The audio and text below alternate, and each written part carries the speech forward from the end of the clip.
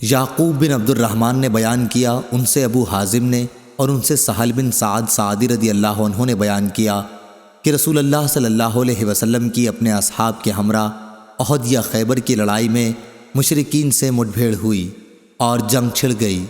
پھر جب آپ صلی اللہ علیہ وسلم اس دن لڑائی سے فارغ ہو کر اپنے پڑاؤ کی طرف واپس ہوئے اور مشرکین اپنے پڑاؤ کی طرف، تو آپ صلی اللہ علیہ وسلم کی فوج کے ساتھ ایک شخص تھا۔ لڑائی لڑنے میں ان کا یہ حال تھا کہ مشرکین کا کوئی آدمی بھی اگر کسی طرف نظر پڑ جاتا تو اس کا پیچھا کر کے وہ شخص اپنی تلوار سے اسے قتل کر دیتا۔ سہل رضی اللہ عنہ نے اس کے متعلق کہا کہ آج جتنی سرگرمی کے ساتھ فلاں شخص لڑا ہے، ہم میں سے کوئی بھی اس طرح نہ لڑ سکا۔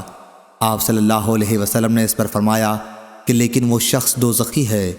مسلمانوں میں سے ایک شخص نے اپنے دل میں کہا، اچھا میں اس کا پیچھا کروں گا، دیکھوں حضور صلی اللہ علیہ وسلم نے اسے کیوں دوزخی فرمایا ہے۔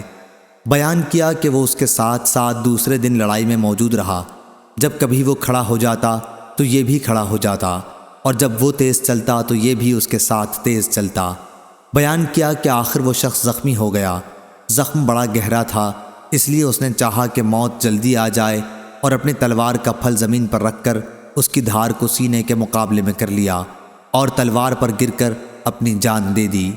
اب وہ صاحب رسول اللہ صلی اللہ علیہ وسلم کی خدمت میں حاضر ہوئے اور کہنے لگے کہ میں گواہی دیتا ہوں کہ آپ اللہ کے سچے رسول ہیں۔ آپ نے دریافت فرمایا کیا بات ہوئی؟ انہوں نے بیان کیا کہ وہی شخص جس کے متعلق آپ نے فرمایا تھا کہ وہ دوزخی ہے۔ صحابہ کرام رضی اللہ عنہم پر یہ آپ کا فرمان بڑا شاق گزرا تھا۔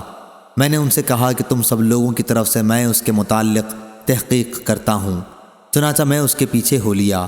اس کے بعد وہ شخص سخت زخمی ہوا اور چاہا کہ جلدی موت آ جائے، اس لیے اس نے اپنی تلوار کا پھل زمین پر رکھ کر اس کی دھار کو اپنے سینے کے مقابل کر لیا اور اس پر گر کر خود جان دے دی۔ اس وقت آپ نے فرمایا کہ ایک آدمی زندگی بھر بظاہر اہل جنت کے سے کام کرتا ہے، حالانکہ وہ اہل دوزخ میں سے ہوتا ہے، اور ایک آدمی بظاہر اہل دوزخ کے کام کرتا ہے، حالانکہ وہ اہل جنت میں سے ہوتا ہے۔ صحیح بخاری حدیث نمبر 2898۔